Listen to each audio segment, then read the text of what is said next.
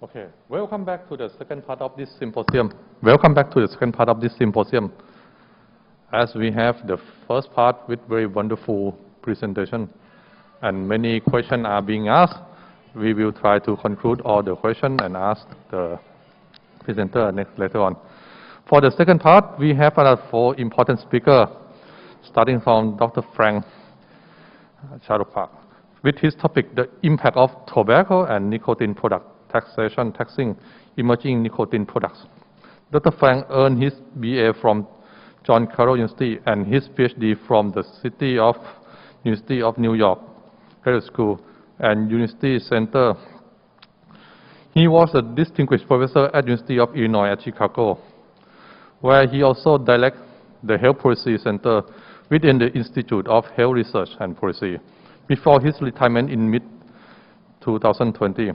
For nearly 20 years, he was a co-director of Bridging the Gaps, the research informing policy and practice for healthy youth, and founded and directed the Tobacconomics program. Dr. Frank research focused on the effect of national, state, and local policies and other environmental influence on the youth, young adult, and adult health behavior, including cigarette smoking and other tobacco use, alcohol use, illicit drug use, physical activity, diet, and related outcome. He also researched the broad economic impact on policy, including their effects on macroeconomics, eliciting trade, and economic and health inequity. Next speaker, we have Dr. An, the co-founder and chair economist at the Development and Policy Research Center from Vietnam. He earned his PhD in economics from Lancaster University.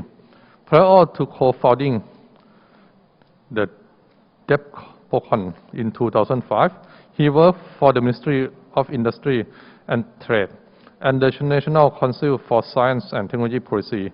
He serves as the economic advisor to the Economics Committee of the National Assembly of Vietnam from 2008 to 2012.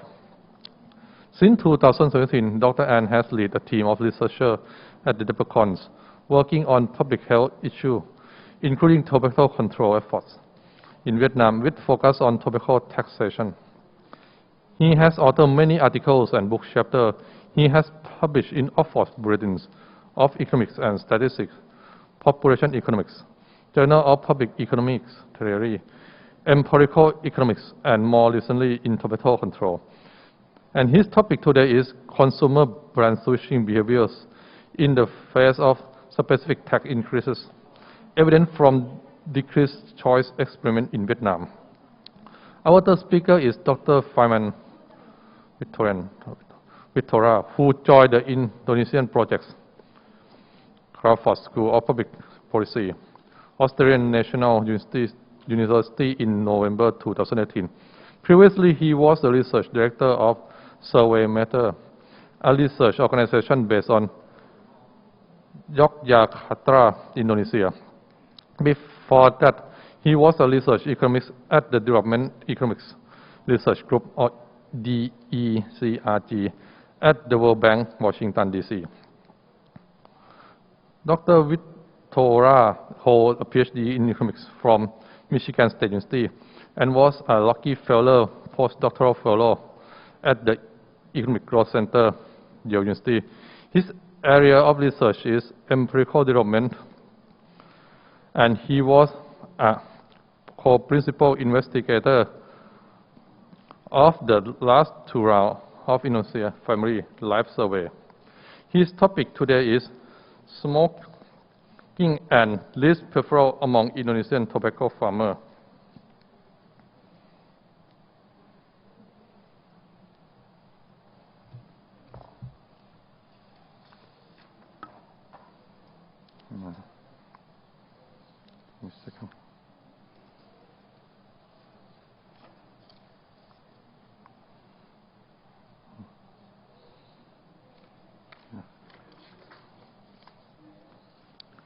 And the last one, we have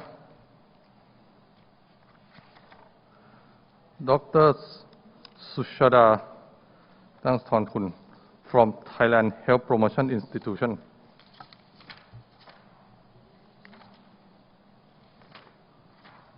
Give me a second.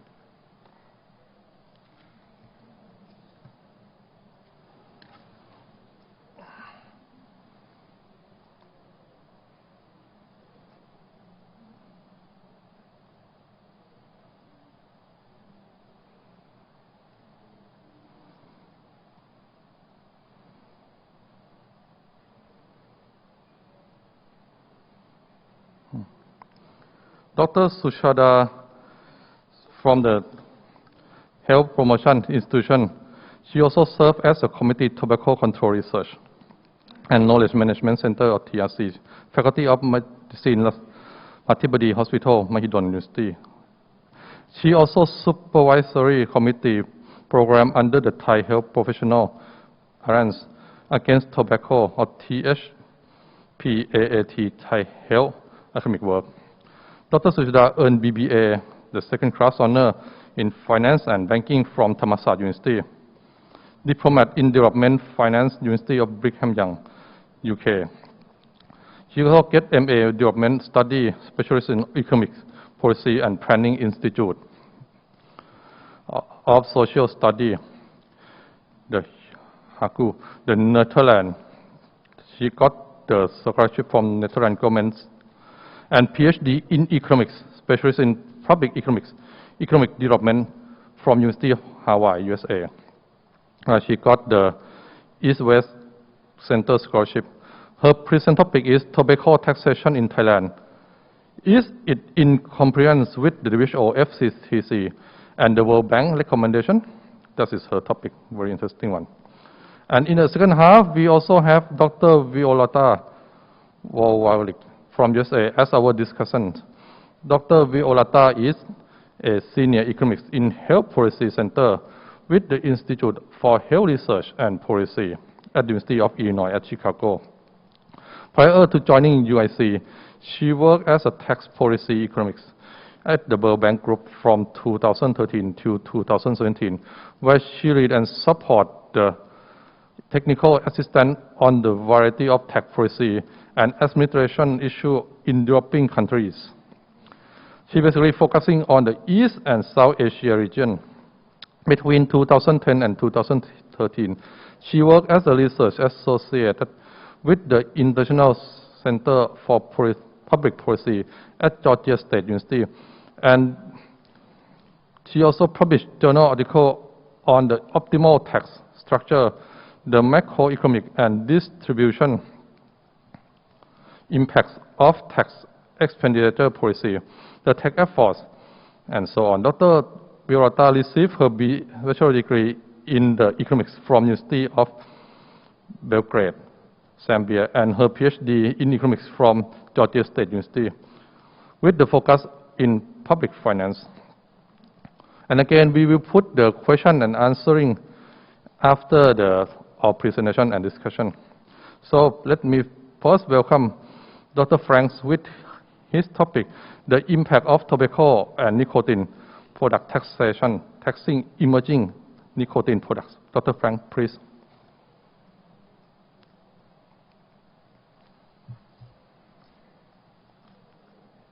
My name is Frank Chalupka. I'm an economist at the University of Illinois in Chicago and the director of the Tobacconomics Research Program. And today I'm going to be talking about the taxation of emerging nicotine products and some of the challenges associated with that, as well as some recommendations that we have developed in recent years. I'm going to cover a few things. Briefly, I'll talk about the demand for e-cigarettes and what we know about how effective taxes may be in influencing the use of these products. We're going to really focus on the taxation of e-cigarettes in terms of the different types of taxes that could be applied, what they could be applied to, and again, provide some recommendations on how most effectively to tax these products.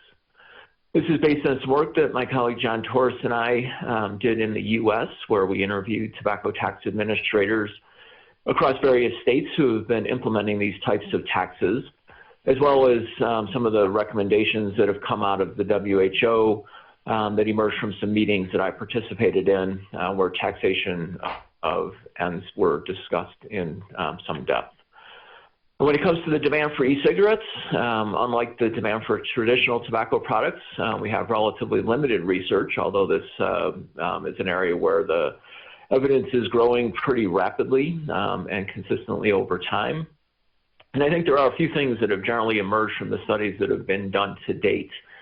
One of the things that we see is that the demand for e-cigarettes is very responsive to price, much more so than what we see for cigarette demand, with the 10% increase in price, for example, leading to 10% or greater reductions in the sales of e-cigarettes. We see at least some evidence that there are impacts on the prevalence of use, and very consistent with what we see for other tobacco products. We do see that use by youth is generally going to be more responsive to price than what we see for adults.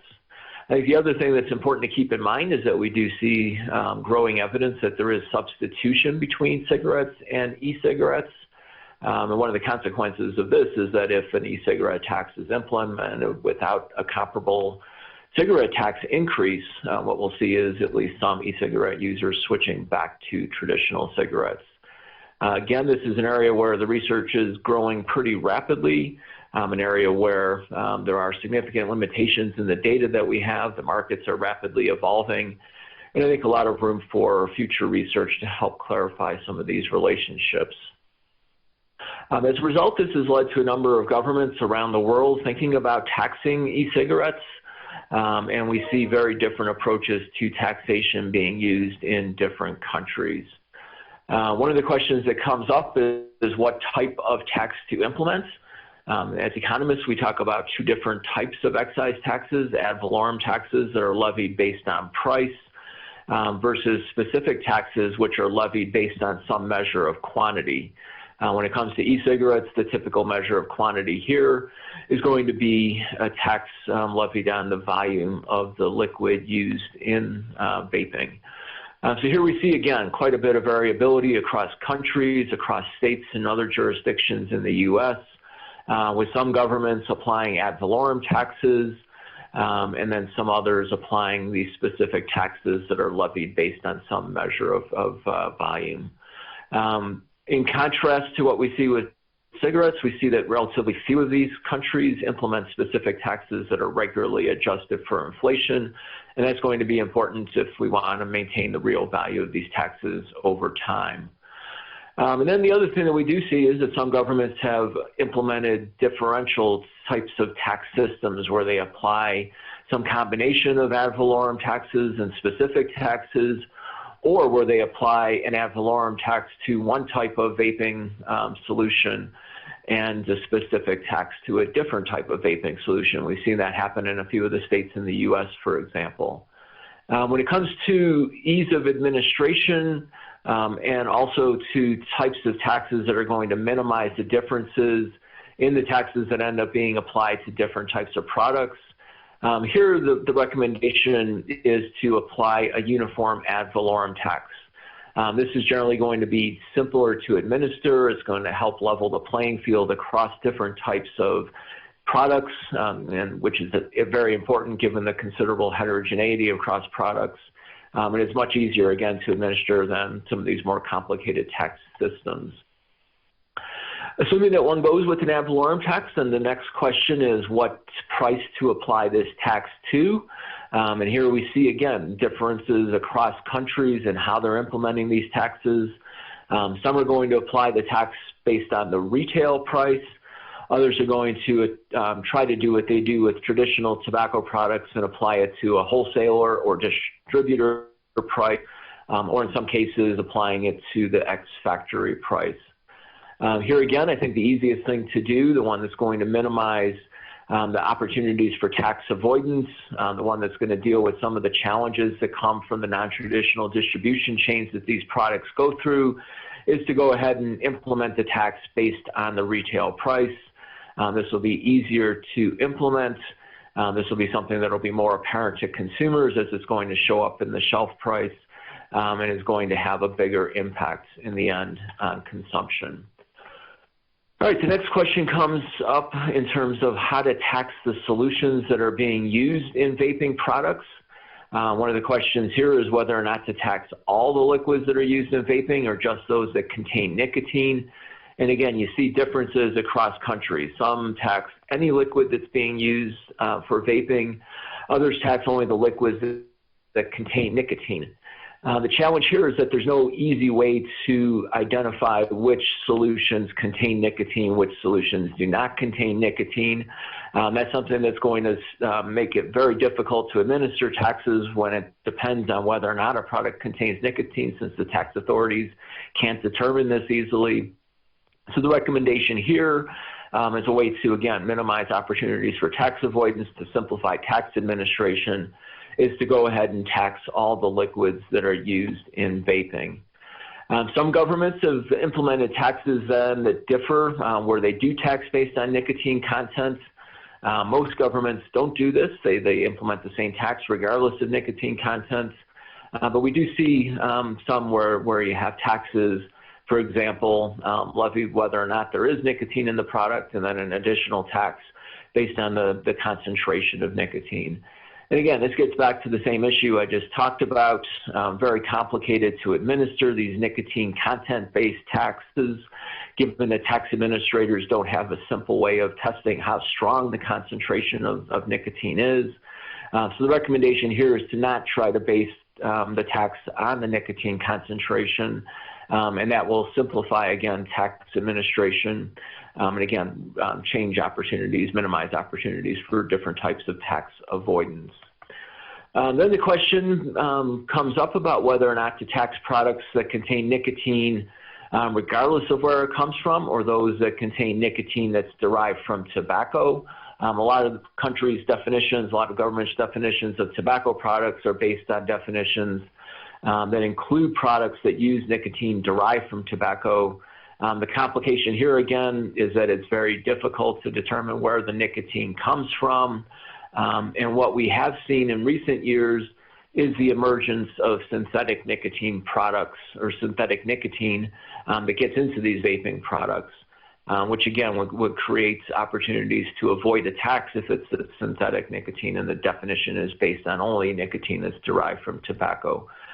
So again, here to be most comprehensive, to minimize complications with tax administration, the recommendation is to go ahead and tax only the products that contain nicotine, regardless of what the source of nicotine is, if governments do go down that path of taxing products that contain nicotine only.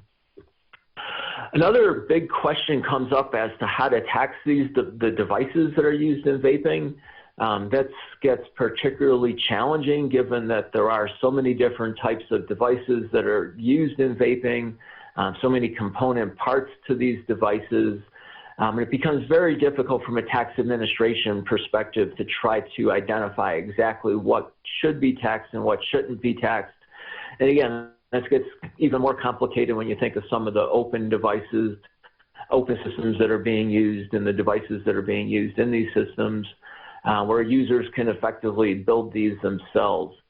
So again, we do see different governments that are trying to tax the devices, trying to tax some of the components that are used in these devices, but from a tax administration becomes very, very, very difficult.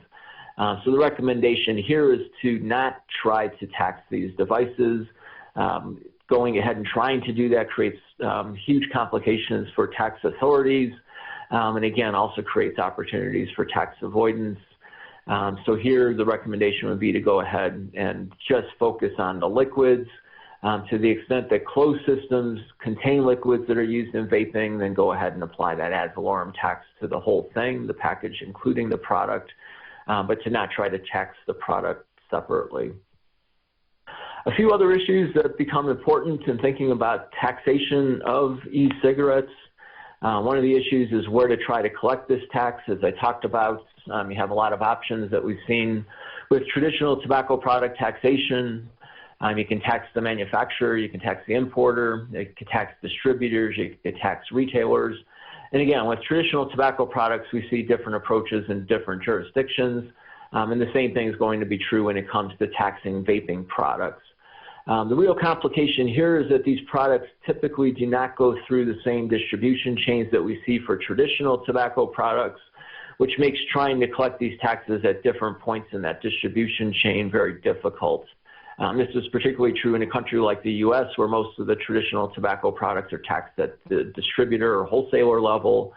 So here the recommendation to simplify things is to focus on the retail sale of these products, tax them at the retailer level, and that's going to avoid some of these complications, challenges that are associated with the different distribution chains that these products go to, and make sure that the tax is as comprehensively collected as possible.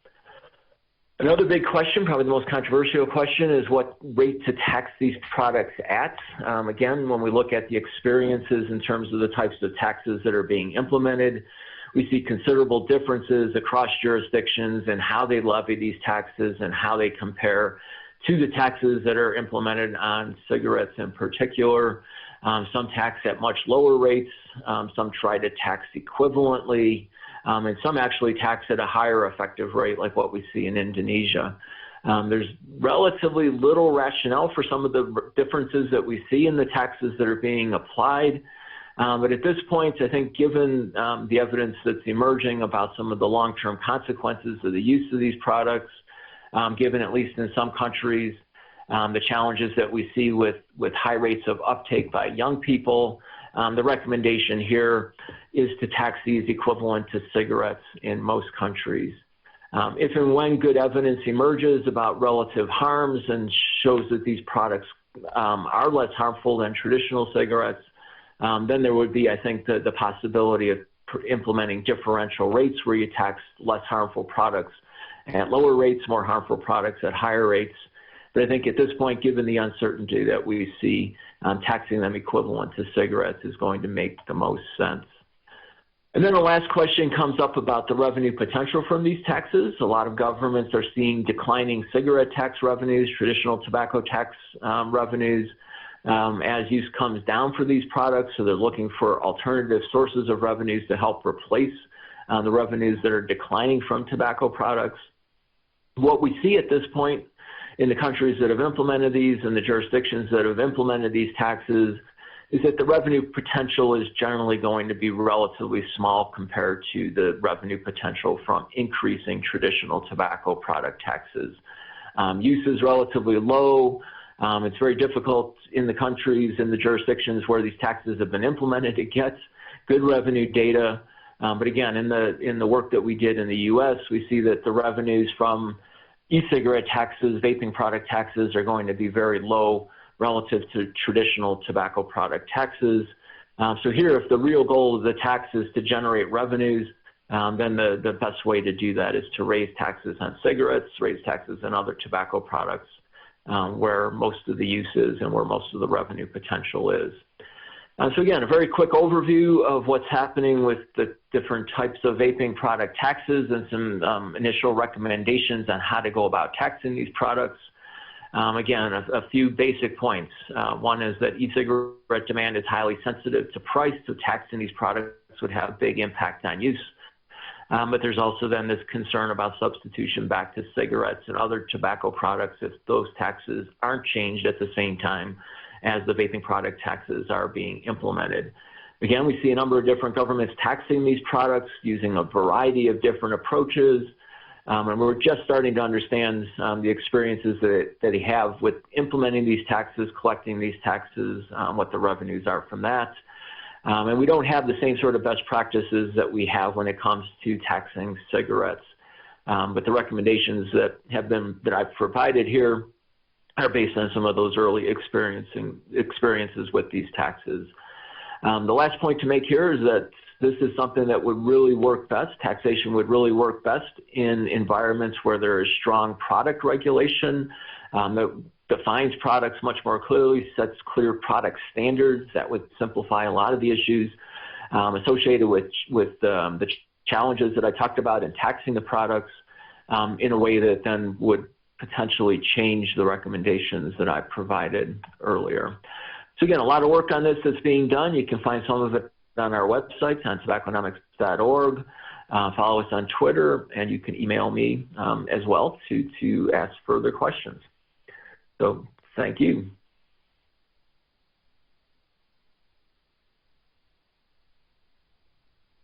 Good morning and good afternoon, everybody. First of all, I would like to thank the conference organizer for giving us this opportunity to present our paper on tobacco taxation and brand switching behavior, a discrete choice experiment in Vietnam. Our presentation starts first with the motivation on why we are focusing on the switching behavior. We then move on to describe the discrete choice methodologies. The estimation and simulation result will be presented next. Our presentations conclude with some policy implications. Vietnam has a high level of tobacco consumption. 45.3% of its male population smoke, and the government set out to reduce that figure to 39% by 2020. And obviously now we are in the 2021, and Vietnam has not been able to meet that target. We all know that tax is an important tool to fight against tobacco's consumption, but Vietnam has a very low level of tobacco taxation. Cigarettes in Vietnam are subjected to 3 different types of tax: excise tax, tobacco control fund contribution, value-added tax. In total, these add up to 84.7% on the ex-factory price. But this is only equivalent to less than 40% of the retail price, which is lower than the recommended level WHO.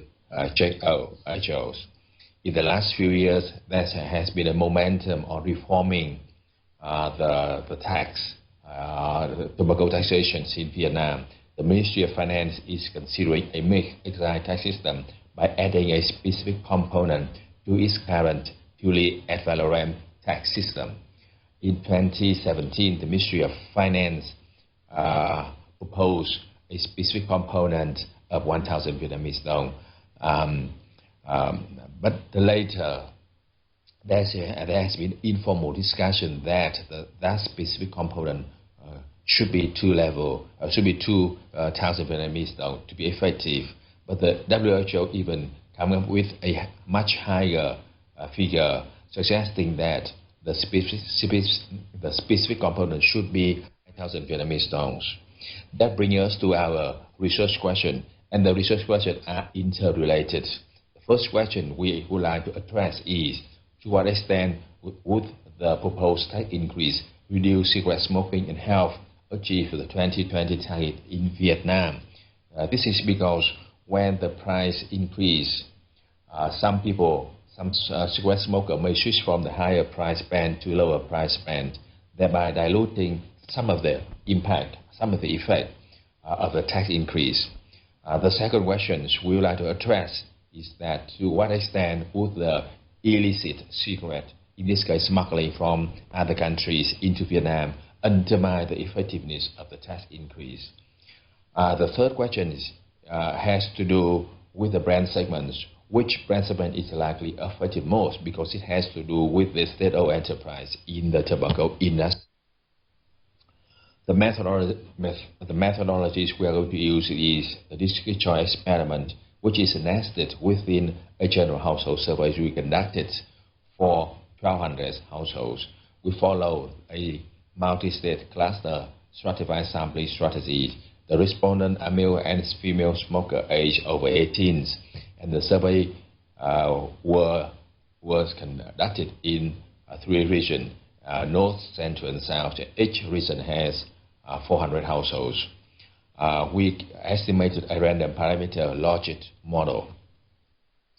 The discrete choice experiment is a method allowing us to ask individuals to state their preferences over hypothetical choices, and each scenario consists of multiple alternatives, and in our study the alternatives are cigarette brands, and each alternative is characterized by certain number of attributes. And in our study, the attribute we care most about is the cigarette price, and this is called the label piece. For the brands, we have 15 brands in total in 3 different regions, and the number of brands slightly vary across the regions. The included brands in our study represent almost entire price spectrums, from the very cheap brand to the premium products, and they are accounting for 70% of the tobacco consumptions. Both local and foreign brands are in our study.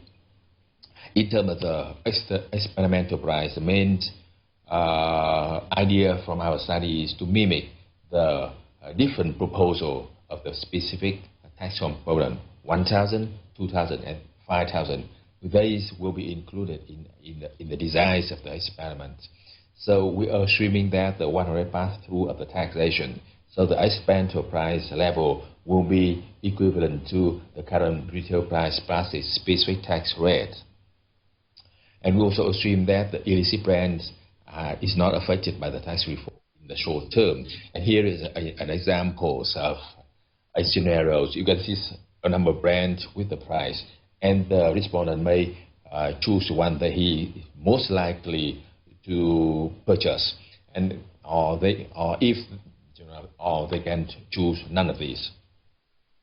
Here's another example. The survey also conducted to collect the information about the cigarette consumption behavior and the demographics of the smokers, and these information are used to calibrate the cigarette demand as well as to simulate the impact of the tax increases. We have 3 scenarios. The first one is where 100% pass-through rate for the illicit and the illicit products is not affected. The pass-through rate, the second scenario is we have 100% pass-through rate for the illicit, but the price of the illicit cigarette increased by 50% of the tax increase. The third scenario, the pass-through rate is about 80% for the lower price illicit brands and 100% for the high price illicit brands. The price of the illicit cigarette unchanged.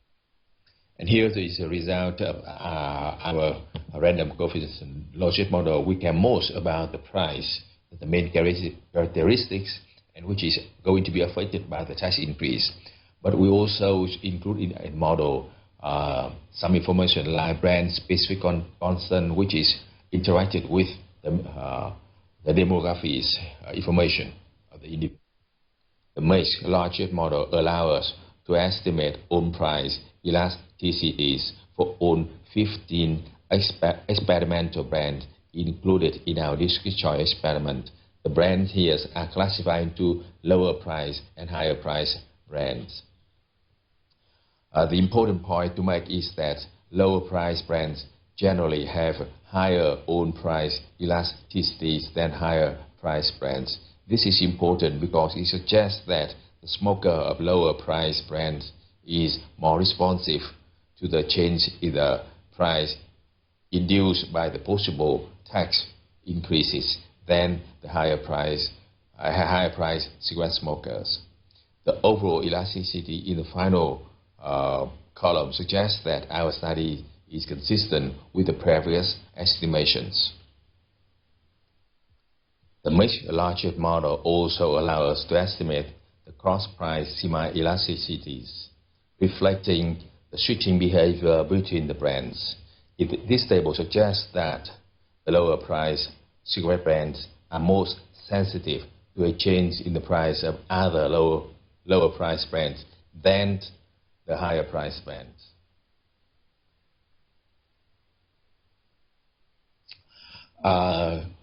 Using this information, we put together a kind of a simulation on the market shares of different brands. Here we have 4 conclusions. The first one is that low price brands are being affected more than the higher price brands.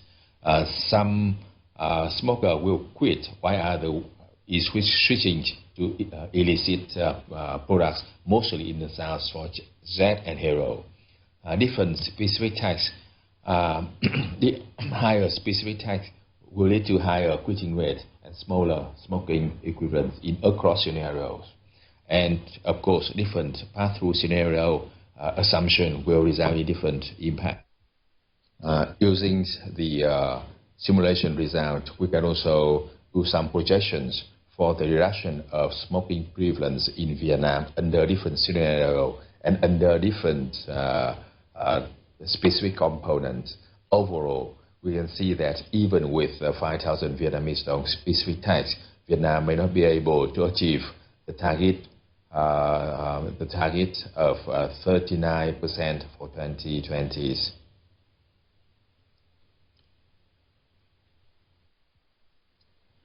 Now, we would like to discuss some policies implications.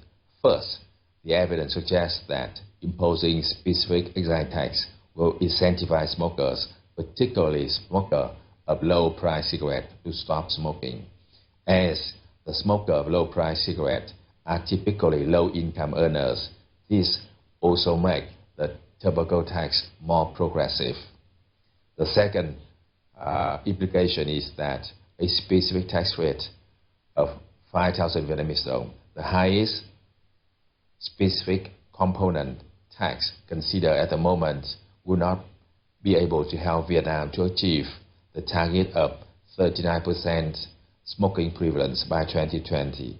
So we urge the government of Vietnam to consider higher tax rate and adjusting the tax rate to account for inflation and income growth. The final point we would like to make is that raising the tobacco tax excise tax will be more effective in reducing smoking prevalence in the south of the countries if the government of Vietnam have a proper measure to combat against cigarette smoking. So thank you for your attention. This is Firman Witular from the Australian National University. The paper that I'm going to present, Smoking Among Tobacco Farmers' Households, Socioeconomic Correlates and Risk Aversions, is a joint work with Jeffrey Droop from the University of Illinois at Chicago, Gumilang Sahadewo from the University of Gajah Mada, and Ching Lee. Let me start with the motivation of the study. Most tobacco farmers around the world, and particularly in low and middle income countries, are smallholder farmers who face enormous risk in terms of weather, prices, and fluctuating income. In addition to this economic risk, tobacco farmers and their households, including children and youth, are also exposed to health risk, both from being in continuously close contact with tobacco leaves, as well as from developing smoking habit themselves. However, to date, little is known about the smoking behavior of these farmers who are at the most upstream level of tobacco production. We studied the smoking behavior of tobacco farmer households in Indonesia. Indonesia is one of the countries with the highest rate of adult male smoking. Around 67% of adult men in Indonesia smoke, according to Tobacco Atlas based on 2015 data. Smoking among adult women is much lower, closer to 5%. In terms of tobacco leaf cultivation, it is actually a relatively small agricultural subsector in Indonesia in terms of economic size. Now, despite the size, the tobacco industry often promotes the importance of this tobacco farming sector, and particularly on the notion about the prosperity that this crop would bring to the farmer. In fact, however, poverty is widespread among tobacco farmers in Indonesia. 72% of tobacco farmers are under the poverty line compared to 11% of the general population in the country. Other studies also have shown that paternal smoking is a predictor of increased probability of short-term and chronic child malnutrition in Indonesia. So this is the context behind our study. Our research objectives are twofold. First, we want to document smoking behavior among current and former tobacco farmer household. We also want to study the relationship between this smoking behavior, socioeconomic correlates, and risk aversion among current and former tobacco farmer households. And we're going to take advantage of the rich data collected from the tobacco farmer survey in Indonesia between 2016 and 2019. Our empirical approach is as follows. We are going to estimate a reduced form regression given by the following equation. In fact, it will be a linear probability model since our dependent variable here, y, is a binary variable indicating whether individual is smoking or not. we are going to have an X, which is a factor of individual level characteristics, Z, a factor of household level characteristics, which would include household composition, income quantiles, whether the households is a current or former tobacco households, and measures of risk aversion. Because of the very low incidence of smoking among women, we are going to focus only on men. And we will estimate the model on two samples. First, on all male household members, including youth, and the second sample will be only on male household heads. The data that we used comes from the Indonesia Tobacco Farming Survey. The survey collected information of tobacco farmers who are randomly selected in 3 top tobacco producing provinces in Indonesia, the provinces that contributed to around 90% of tobacco production in the country. We have 3 rounds of panel data from 660 farmers in 2 of the 3 provinces. Now, our current study uses wave 3 data cross-sectionally, although we do use some information about past history of the farmers from the earlier waves. The reason that we only use wave 3 is that only in this wave smoking behavior was asked. And in this wave, we also introduced race preference module that we administered to the head of households. On the risk attitude, the main measure that we use comes from the answer to the risk module that I'm going to explain later. We can categorize respondents into 5 categories, from the least risk averse to most risk averse. And then based on that, we can also construct a binary variable indicating risk aversion equal to 1 if farmers falls under the risk category 3 to 5 and 0 otherwise. We also use measures of crop diversity as a way to proxy for risk-taking behavior. The first measure of crop diversity is a binary variable that has a value of 1 if the farmer plant more than 2 crops in their land, 0 otherwise. The second measure of crop diversity is given by this Herfindahl-Hirschman index of crop diversification, where N is the total number of crops, Pi is the proportional area of the ith crop, and we square the share of land used by each crop cultivated by the farmer and sum up the resulting numbers. This is how we try to measure risk preference among the farmers. We pose hypothetical questions asking the farmers whether they prefer a first option, which is to receive a level of income with certainty, or a second option where the income is uncertain within either a low or income or high income, but with equal probability. Now, the expected value of income of the second option will be higher than the value of the certain income in option 1. A more risk-averse person is expected to select the first option that is certain, even though it has lower expected value. Now, depending on their answer, we then ask them further using different values of expected income. Now, based on their answers, we can then classify them into 5 categories of risk aversion, with 5 being the highest. This table shows the distribution of this measure among our farmers. This is a model that has been widely used in surveys around the world, including in Indonesia. I'm going to start with our descriptive findings. Around 71 to 75% of adult male in this current and former tobacco farmer households smoke, notably higher than the 67% national average in 2015. And among male youth, the smoking rates are between 15 to 19%. What is interesting, though, is that there are no significant difference between current and former households in terms of smoking behavior. We now move on to our results from multivariate regression. First, using sample of all male household members, we find the expected associations between smoking and age and between smoking and education. Smoking is quadratic in age, and higher education is associated with less likelihood of smoking. F-stats of the joint significance of income quantiles suggest that smoking is not associated with household income nor with household composition. In terms of risk attitude, the coefficient on the binary indicator of risk aversion suggests that there is no association between risk attitude and the smoking behavior of household members. Using the categorical variables, however, the findings are somewhat mixed. Now, the associations between smoking and other measures of risk are not statistically significant. One important result that we want to point out is that the coefficient on whether the households are current or former tobacco households are not statistically significant. There's no difference in smoking behavior between household members in current and former tobacco farmers' households. We now turn to the sample of household heads. Here we again find the expected association between smoking and education, although now smoking is not associated with age nor with household composition.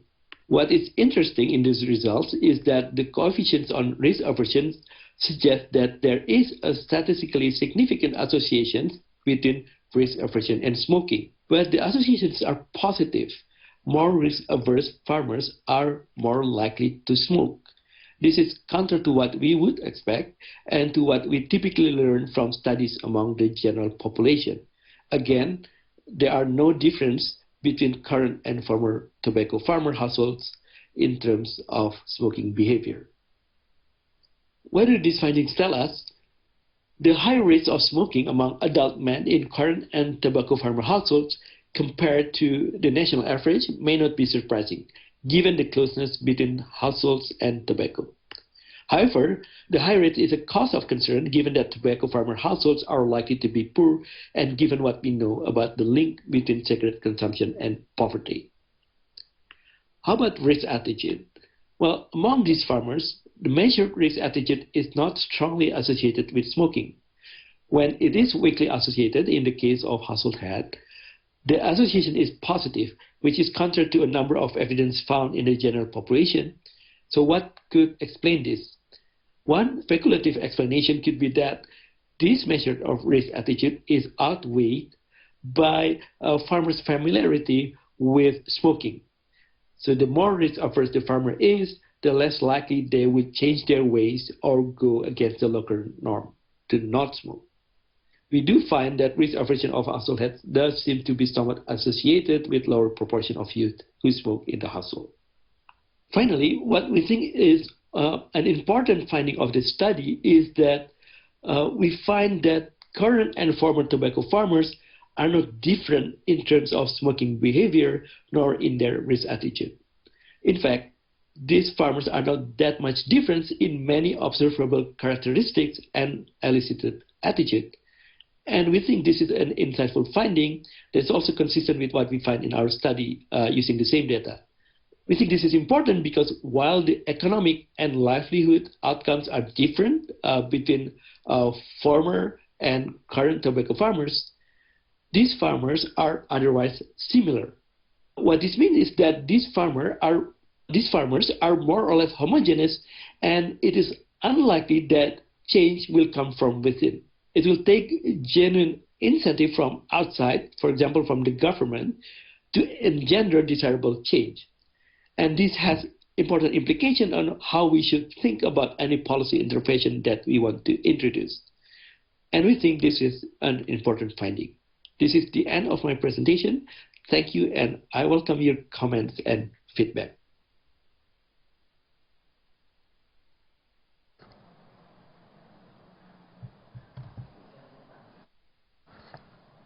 And next, we have Ajahn Suchada on the very important topic. Ajahn Suchada, please.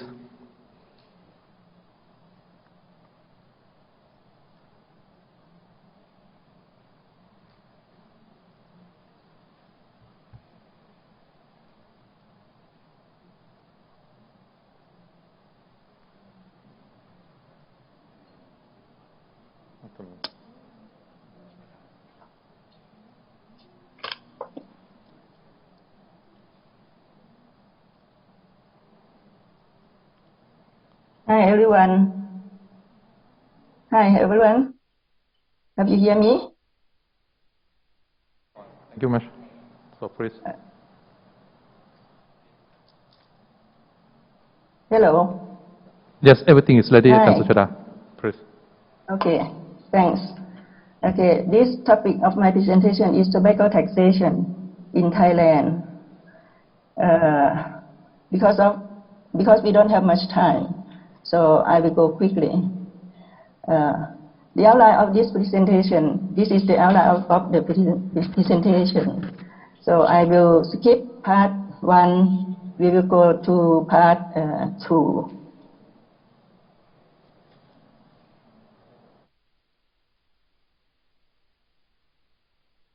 Okay. Part 2 is the Excise Tax Act and its outcome. The present excise tax is a mixed structure. Specific rate is 24 baht per pack, and ad valorem rate is 20% if price not higher than 60 baht and 40% if price higher. Next is the outcome.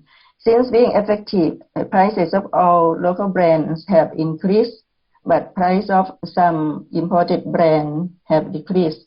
You can see at the bottom here, 3 brands of imported brand, price of it has decreased. This table gives the detail. We can see that not only prices that decrease, but also tax per pack. You see here, tax per pack is also decreased too. As a result, we can see this is the press release of big tobacco company, PMI shipment volume to Thailand. We can see that in 2018 was up by 67%, and again up by 18% in 2019. And if we see the market share of the cigarette, compare the domestic brand and imported brand, we see that in 2017, the domestic brand has a higher share than imported brand.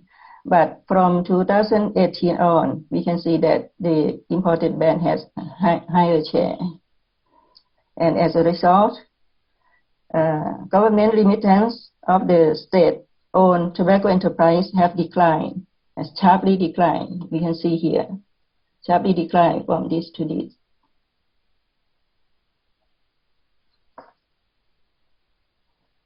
Next section is allegations against and explanation of the Excise Department. The Excise Department is alleged of causing imported cigarettes cheaper than local brands, and as a result, the market share of foreign brands has increased considerably, while the state-owned tobacco enterprise has suffered heavy loss. The Excise Department has explained that restructuring tobacco taxation was the result of the new Excise Tax Act that brings together excise duty regulations for several products into one act, aimed at making tax collection transparent, efficient, and simple in accordance with international standards. The Excise Department also explained that tobacco tax rates are determined to restrict access, especially among young people, in accordance with national health policy. And tax collection is fair because it applies the same for domestic and foreign brands. It has argued that domestic products cannot compete with imported products is because of its own competitive strategies in business. Next is the reason. There are 2 reasons for government intervention. First is market failure, and second is GATT and the WTO agreements on health promotion. This book by Joseph Stiglitz, a Nobel Prize winner economist, said that in free market system, prices are determined by market mechanism. Government intervention can lead to economic inefficiency. However, there are 6 reasons that need government intervention, and tobacco products, which are demerit goods, they are in these 2 categories: externality and imperfect information. As a result of a trade dispute between the US and Thailand over opening cigarette market 30 years ago, GATT gives countries the right to adopt and enforce measures to protect public health. The condition for such measures is that they should be applied equally to domestic and imported products. And Article 20 of GATT explicitly states that measures that are needed to protect human health cannot be prevented by the requirement for free trade. Conclusion and recommendation. Conclusion: the Excise Department, the Ministry of Finance, has considered tobacco products the same as other consumer goods and let tobacco companies set their own prices by informing about suggested retail price for their products since September 2017. As a result, the market price of some imported brands have fallen dramatically, and also the excise tax per pack. Sales of imported cigarettes have increased significantly and have occupied a larger market share since then. While the Tobacco Control Act prohibits retailers from discounting their products, on the other hand, the excise tax paved the way for tobacco companies to be able to set their price lower than the previous one. Price and tax reduction for imported cigarettes in Thailand means that the government has not followed the WHO FCTC guidelines and the World Bank recommendation. My recommendation for this study: first, tobacco products are demerit goods. To reduce consumption, price and tax measures must give rise to price and tax increase for every pack of cigarettes. Second, because of market failure, harmful products such as alcohol and tobacco need government interventions to set higher price. Third, according to the WHO FCTC, it's a sovereign right of the party to determine tobacco taxation policy. So no privilege should be afforded to any tobacco companies to reduce their price. Therefore, correction is urgently needed by, first, setting the price and tax per pack of all brands not to be lower than the level before September 16, 2017, and applying the present mixed tax structure that is specific and at volume rate 20% and 40% accordingly.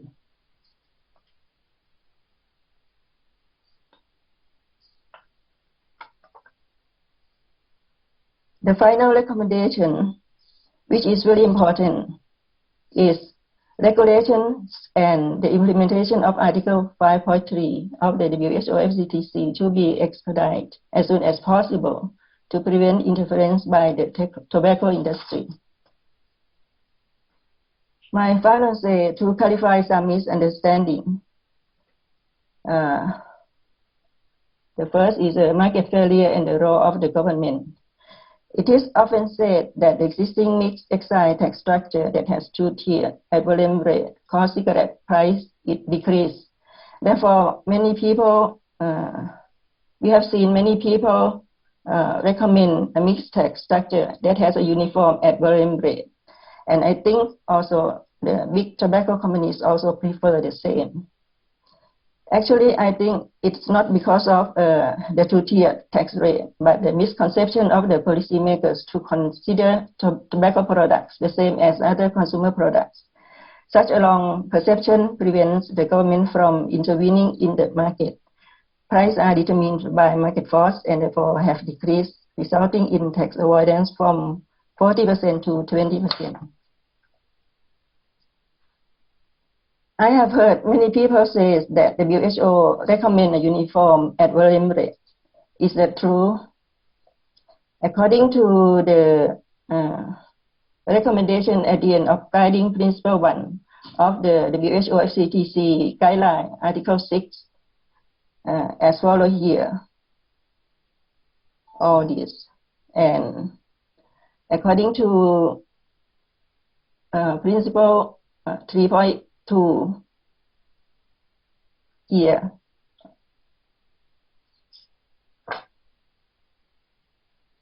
Yes, WHO recommend ministries of finance to implement simple tax measures and also explain that a uniform specific tax is easy to implement and administer.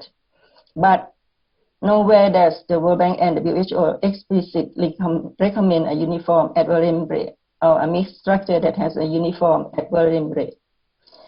The keywords that policymakers should consider when formulating policies or measures on tobacco price and tax are the sovereign right, simplest and most efficient system, national circumstances, and final retail price.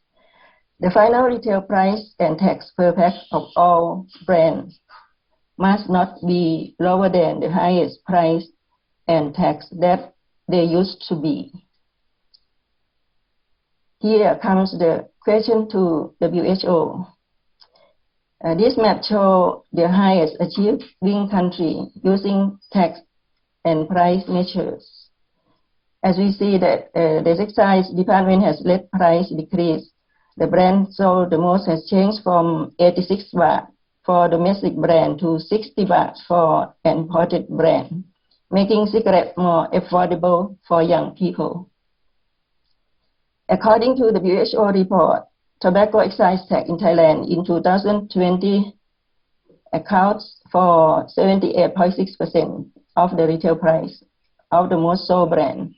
This tax rate is calculated from the 60 baht retail price instead of 86 baht as in 2016. So Thailand led price and tax per pack of cigarettes decrease. Therefore, is it really a country with outstanding tobacco tax measure? This is my question to WHO. Yeah. So make every day World No Tobacco Day.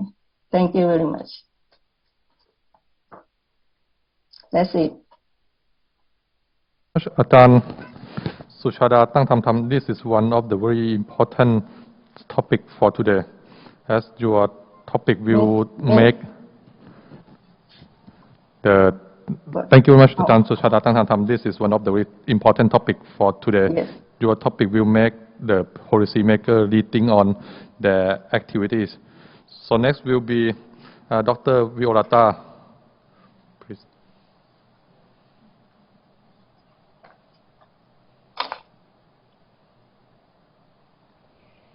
Good morning, good afternoon, good evening, everyone.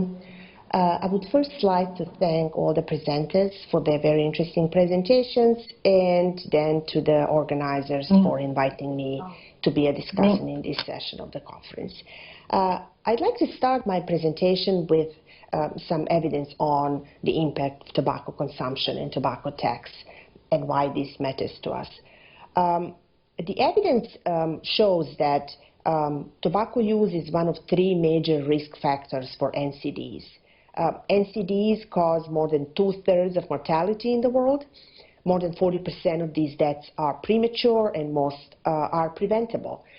NCDs tend to be disproportionately clustered in lower socioeconomic groups of a society. Low and middle income households bear 67% of NCD disease burden, and 1/3 of these deaths affect the economically productive age group below 70. By being a high risk factor for NCDs, tobacco use can lead to long-term economic consequences for individuals, their families, and the society. Consumption of tobacco can undermine development and attempts at meeting the Sustainable Development Goals, including health and well-being, hunger and poverty alleviation, quality education, economic growth, and reduced inequality. Through its adverse effect on physical health, tobacco use can significantly negatively impact people's financial health and socioeconomic status, even in the long run. In the long run, due to insufficient resources to meet basic needs caused by tobacco use and burden due to tobacco-attributed illnesses, mortality, and morbidity, and then resulting poor nutrition and health and poor education and skills, a household can end up in a poverty trap, which may impair a country's welfare and economic development and would widen social inequality. National governments have tools at their disposals which they can use to impact the behavior on consumers, and I'm specifically here talking about taxes. There is a very convincing body of evidence from various countries that substantially increasing prices of tobacco through taxation is the single most effective way to reduce tobacco use. However, governments are often reluctant in using these tools, and one of the most commonly used arguments by the policymakers for opposing taxation of tobacco is that it may be regressive. In fact, numerous studies from high-income countries and increasing number of emerging studies from low and middle-income countries shows us that lower socioeconomic groups are relatively more responsive to tobacco price change than higher socioeconomic groups. Also, evidence shows us that youth tends to be relatively more responsive to tobacco price increase than adults.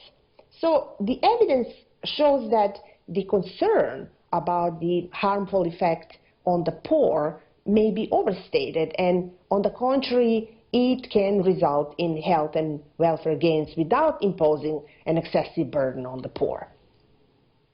The presentation from Vietnam showed that lower priced brands of cigarettes are relatively more responsive than higher priced brands, not only to their own price change, but also price change of other lower priced brands. When we have in mind that lower income individuals are relatively more common consumers of lower priced brands, this result has a major consequence for the policy, showing that the lower income smokers and households would have benefited relatively more from the 2017 policy. Furthermore, the presentation from Indonesia showed that smoking prevalence among farmers is relatively higher than the national average. Now, having in mind that most tobacco farmers are among lower income Indonesians, a tobacco tax and price increase would not only benefit them more in terms of providing them incentives to switch to other crops, which are more profitable, but also to reduce their smoking consumption, cigarette consumption, and to provide them incentives to stop smoking. What we see in both these cases is that the tax and price increase has to be sufficiently large to provide incentives to smokers to stop smoking. We can especially see that from the Vietnam study, since the estimated reduction in prevalence resulting from the planned 2017 tax change would not have been sufficient to meet the government's targeted reduction in prevalence by 2020. As I said, governments can create incentives for behavioral changes in consumption of tobacco through fiscal policy, such as price increase through taxation. There is an economic justification for that, which is based on the principle of correcting negative externalities by imposing a tax on a good which would result in a reduction of consumption and increase in welfare. Moreover, imposing a tax corrects for the information failure in tobacco market, as consumers are misinformed about the full health consequences of its consumption. So now, as we saw from the case of Thailand, unfortunately, government failed at playing this role and meeting the objectives of the tobacco tax by focusing on improving the business climate and making the environment more transparent and competitive, arguing that it would be more competitive for domestic producers. It actually undermined both the public health and the revenue objectives of the tobacco tax. This example shows that the free market is not efficient when it comes to tobacco products due to a market failure, so a government's intervention is necessary to regulate the prices of tobacco. Finally, as we are still dealing with challenges around controlling the consumption of traditional tobacco products, new products have emerged in the market. So what we saw in the fourth presentation today, the sales of vapor products is growing rapidly, although still largely in high-income countries where they are much more competitive due to high taxation of traditional products. However, slowly increasing in low and middle-income countries as well, although still not as competitive. This shows us that as low and middle-income countries, governments in low and middle-income countries are increasing efforts to control tobacco use through higher taxes of traditional tobacco products. These emerging products may become more competitive there as well, adding a new challenge to the policymakers.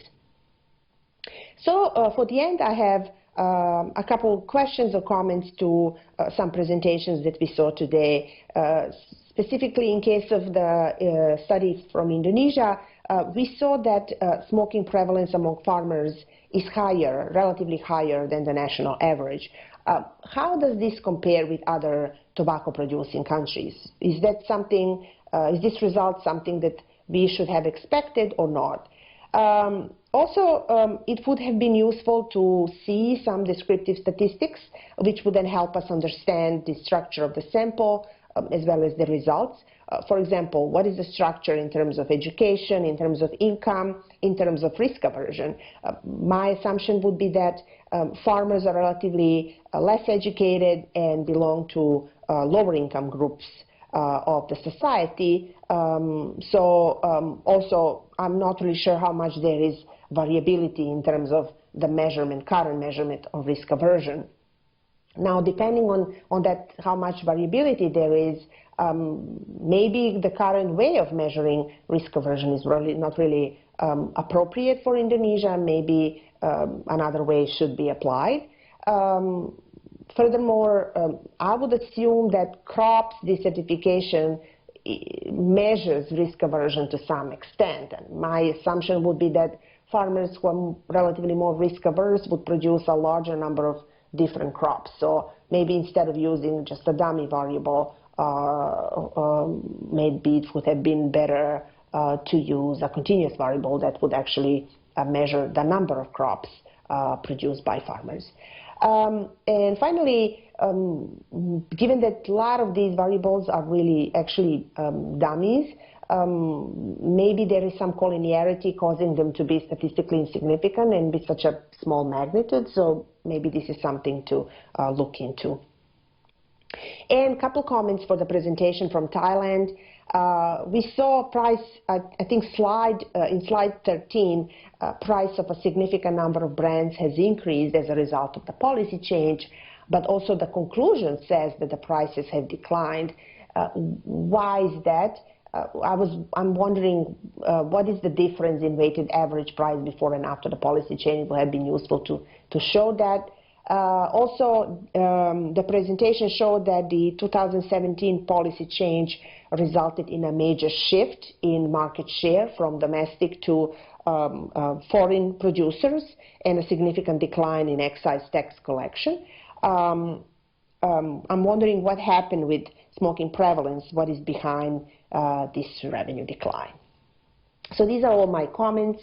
Again, I would like to thank everyone for this opportunity and thank you for your time. Thank you very much, all of the presenters and discussants of this very important and interesting symposium of the TRC symposium. And unfortunately, we are very short with the time, so I don't think we'll have any time left for questions and answer sessions. And I've been told that there is a very, very exciting and very special session waiting for us. And in fact, in some rooms, I've already started that. So with all that, I'd like to, again, thank you everyone involved in this very symposium and conference. And we are going to have the review and wrap up of everything that's been on up until now by Professor Dr. Wanchat Supachatarat and Professor Dr. Nath Phongsamut that will cover in the next 20-30 minutes until we have the grand closing ceremony of this APACT 2021. So thank you so much, everyone. Please enjoy our very special session now. Thank you.